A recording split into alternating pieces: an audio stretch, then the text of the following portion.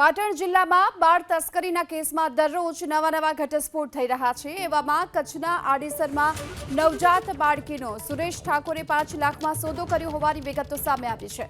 ત્યારે સુરેશ ઠાકોર અને તેની ટોળકી ખરીદનાર વ્યક્તિને નવજાત સોંપતા પહેલા આડેસરમાંથી ડિલિવરી લઈ રાધનપુરની નિષ્ઠા હોસ્પિટલમાં આવ્યા હતા। જે એક દિવસ રાખ્યા બાદ સામેની ખરીદનાર વ્યક્તિ લેવા માટે ન આવતા બાળકીને હોસ્પિટલમાંથી લઈને જતા રહ્યા। જો કે બાદમાં આ બાળકીનું રહસ્યમય રીતે મૃત્યુ થયું અને તેને બનાસ નદીના પટમાં દફનાવી દેવામાં આવી। પોલીસની અત્યાર સુધીની તપાસમાં નકલી તબીબ સુરેશ ઠાકોર અને તેની ટોળકીએ અલગ અલગ તાલુકામાંથી 10થી વધુ નવજાતોનો સોદો કર્યો છે। અને એટલું જ નહીં, અત્યાર સુધીની તપાસમાં એ પણ સામે આવ્યું કે પોલીસના હાથે ઝડપાયેલ સુરેશ ઠાકોર અને તેની સાથે કામમાં સંડોવાયેલા એજન્ટોને નવજાતને વેચવા માટે ખાસ કોડવર્ડ રાખવામાં આવ્યા હતા। જેમાં બાળક આવ્યું હોય તો તેને કોડવર્ડમાં ફર્સ્ટ નંબર અને જો બાળકી હોય તો તેને સેકન્ડ નંબર કહેતા હતા। અને કચ્છથી લઈ પાટણ સુધીના ગામડાઓમાં નકલી તબીબ સુરેશ ઠાકોર સાથે સંકળાયેલા બીજા નકલી તબીબોની ટોળકી આવા પ્રકારના બાળકો અને તેની માતાઓને શોધતા હતા અને તેની પણ હકીકત સામે આવી છે।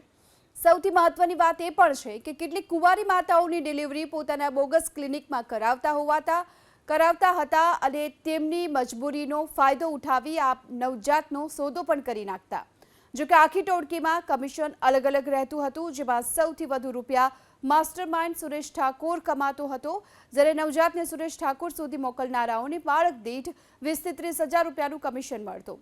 બીજી વાત એ પણ સામે આવી, સુરેશ ઠાકોર અને તેની મિત્ર શિલ્પા ઠાકોર જરૂરિયાતમંદ લોકોને શોધી કાઢતા હતા અને તેમાં સરહદી વિસ્તારના નાના ગામમાં રહેતા પ્રેમી પંખીડાઓ ભોગ બન્યાની શક્યતા પણ છે।